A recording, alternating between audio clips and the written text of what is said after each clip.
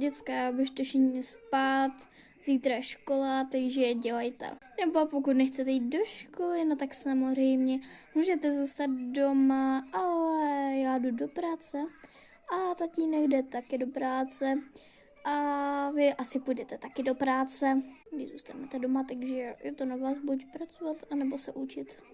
Každopádně my se ještě budeme dívat na to, ale vy už jděte spát. Máme jako... Teď se chodí spát jako o půlnoci a ne o 7:30. Jsem tvoje máma, takže tě naryzu, okamžitě běž spát. Bože můj, už nechci vidět žádný ten mobil. Jelej a neponocuj. Och jo, tak já jdu. Šup, už jsem tě rozestlala, Ferdo. Och jo.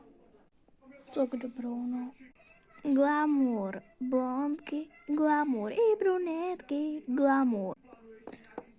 Ty vogo, můžeš tady přestat si pouštět ty svoje trapný songy, nebo co to má být? Jako máme, můžeš mi říct, co si to jako Hej, řekla jsem ti, že máš jít spát, tak dneska budeš spát na trávě v tom, protože si neumíš ani sama rozestlat.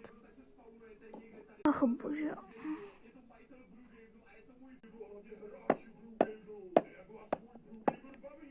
Čau táto, co teď dávají v telce zrovna? Ano, teď se dívám na novou. Zprávy. Asi už půjdu spát, jsem dneska nějaká unavená. Tak já jdu zamknout. Tak tady to teď zamknu. Náhodou přišla tetička. Tak, dobrý.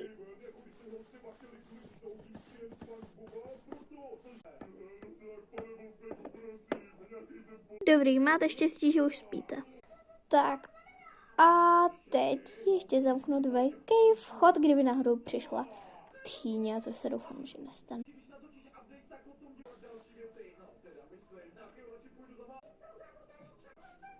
Tak.